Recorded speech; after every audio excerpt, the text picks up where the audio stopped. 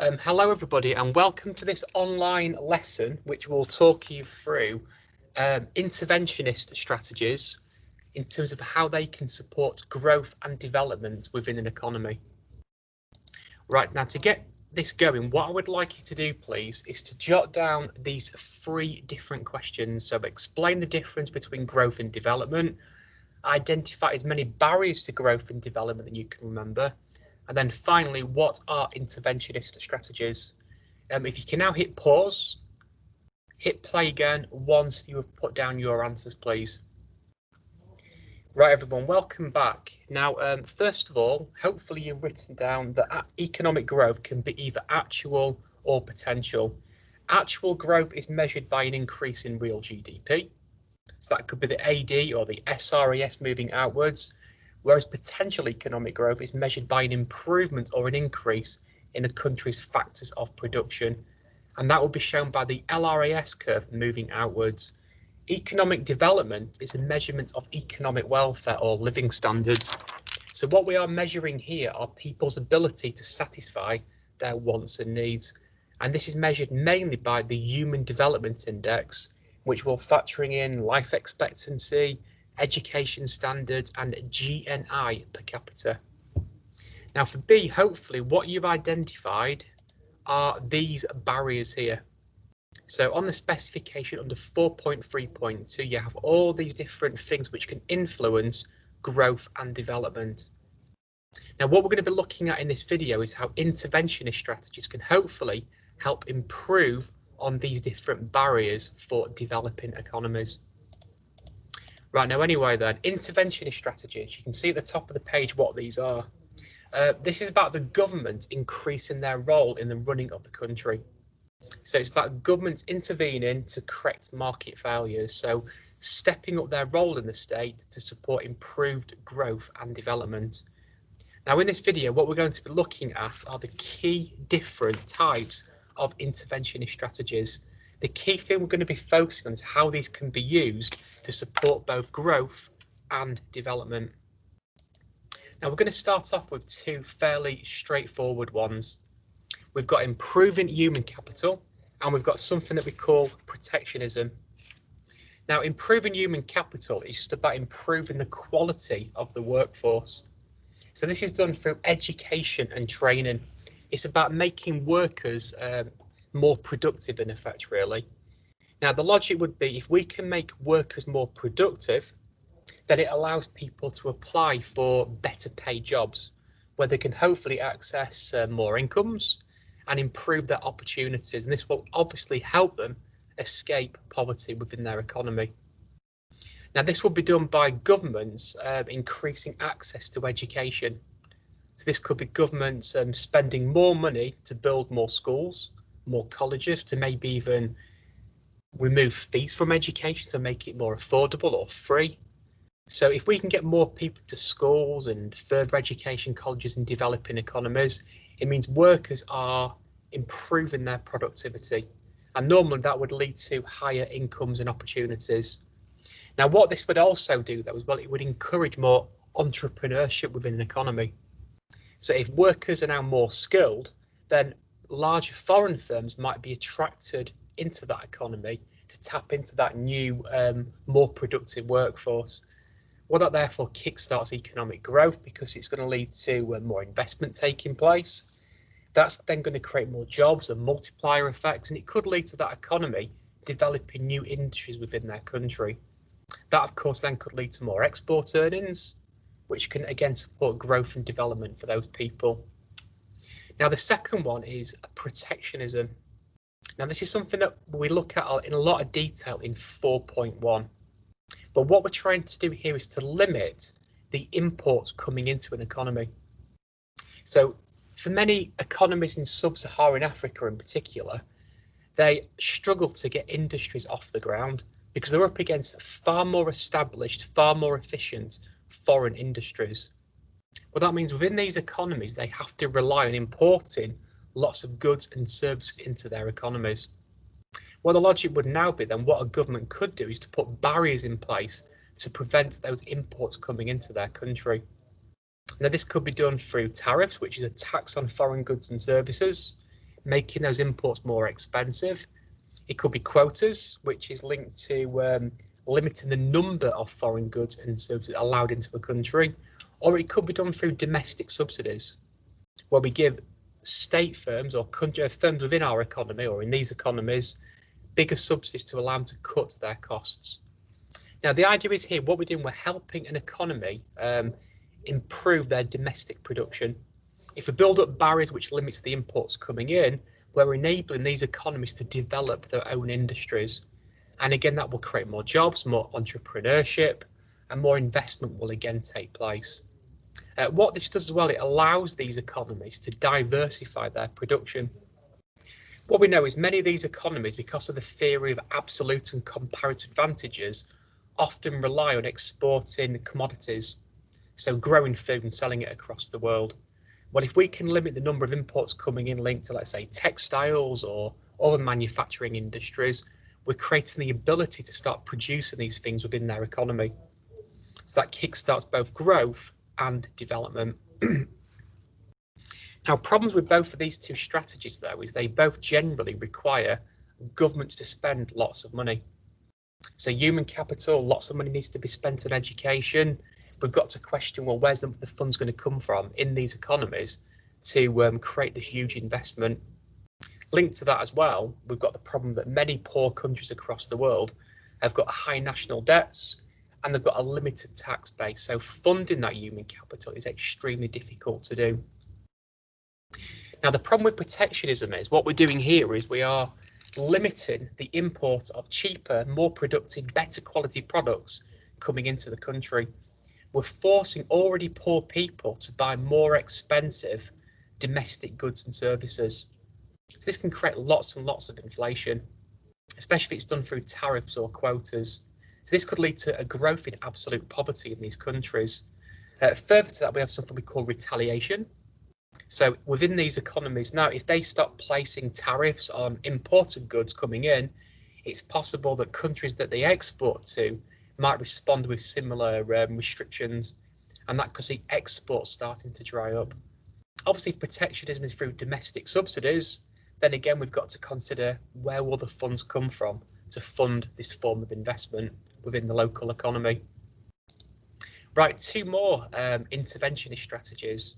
We've got managed exchange rates. Now, what we're doing here, we are trying to deliberately manipulate currency values. So here you've got to think about spiced and Whippy-Deck. Well, if we can bring down the value of our currency, what we call a devaluation, make it weaker, then what this will do, it will make a country's exports more internationally competitive. And this will lead to a growth in exports, which will grow aggregate demand. It will create jobs, and it could allow an economy to generate more export earnings. Now, obviously, a weaker currency will also make imports more expensive, and this could enable more domestic firms to grow if imports start to become more expensive. Now, we could go the other way. We might try and raise the value of our currency.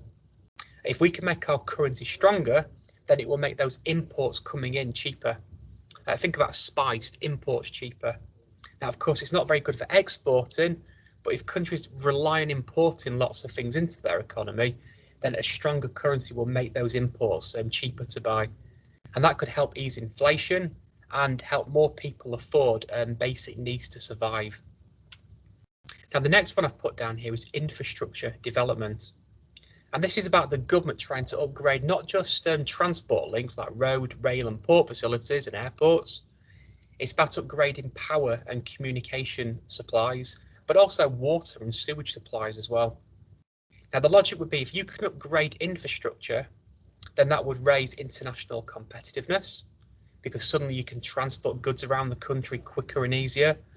Workers can travel bigger distances to get better jobs, but also what it encourages entrepreneurship. Firms will invest into better infrastructure.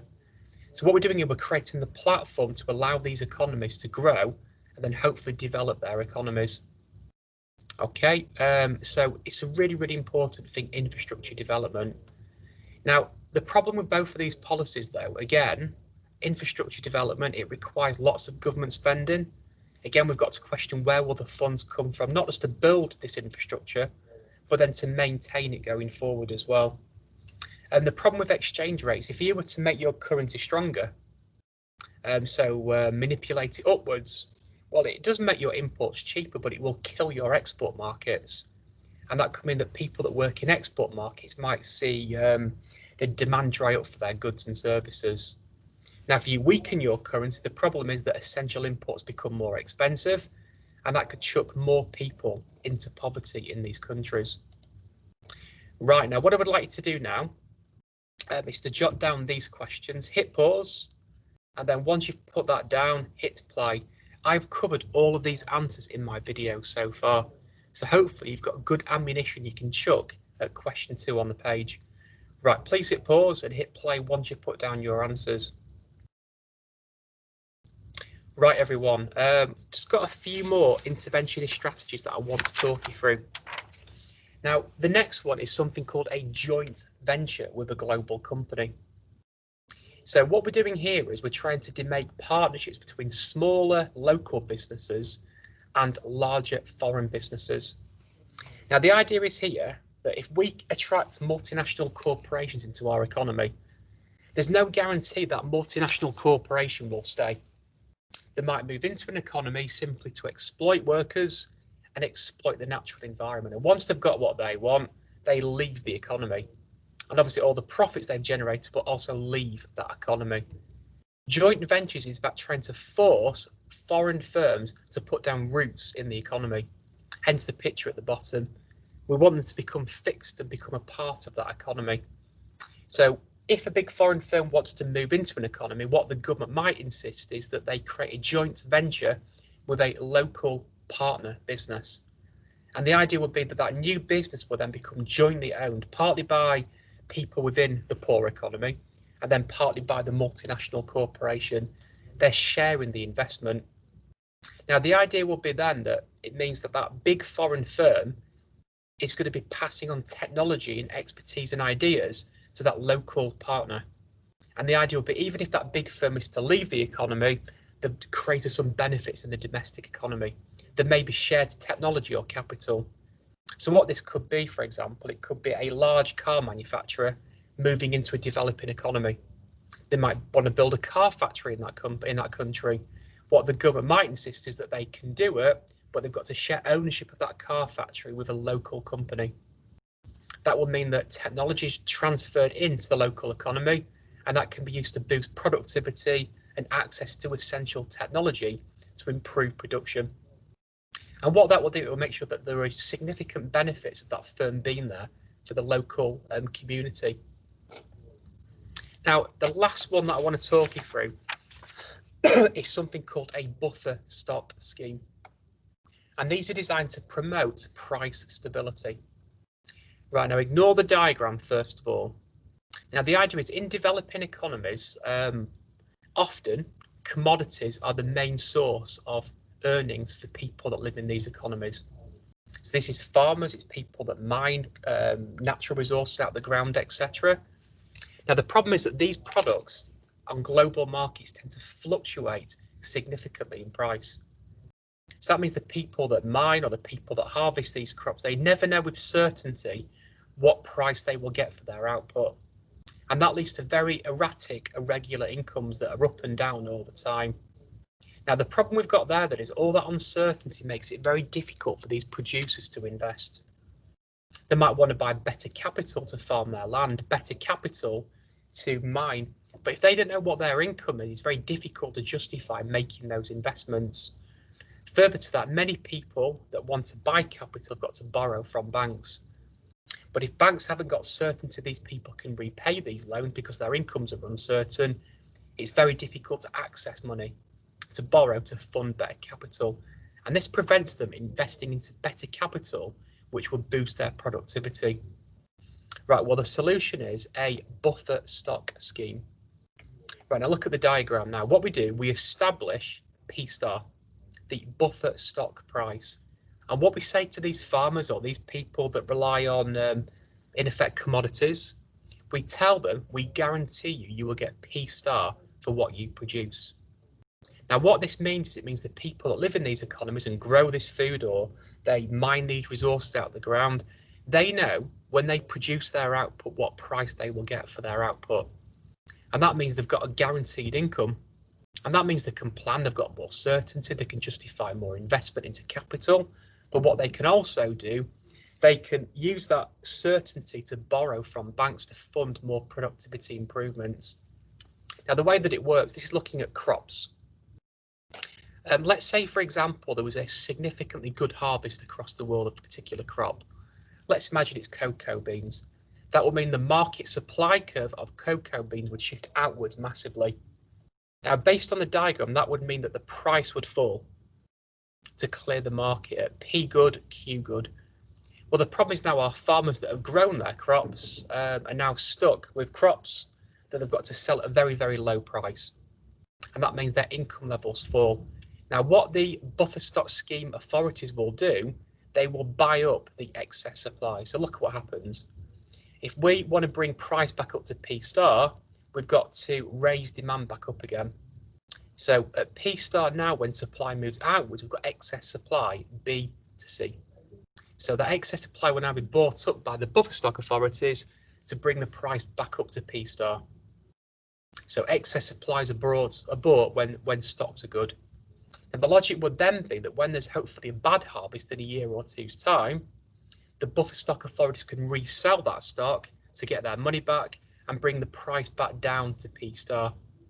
So that means we've got more price certainty within these economies. Now, the problem with a buffer stock scheme is that it often relies on governments within an economy buying up lots and lots of excess supply. And the problem is if there's never a bad harvest that follows, they've got this big stock that can never be sold in the economy. And that will mean that it will cost the authorities a fortune in government to prop up the price of these crops. Not only have they got to buy it, they've got to store it, they've got to look after it, and that will cost lots and lots of additional money. Another problem is it often encourages moral hazard. If you've got a guaranteed price for what you produce, we're incentivizing an overproduction of this product. And that leads to more problems for the governments having to buy up all these spare stocks. So buffer stock schemes often lead to a massive requirement for lots and lots of government spending to prop up the price.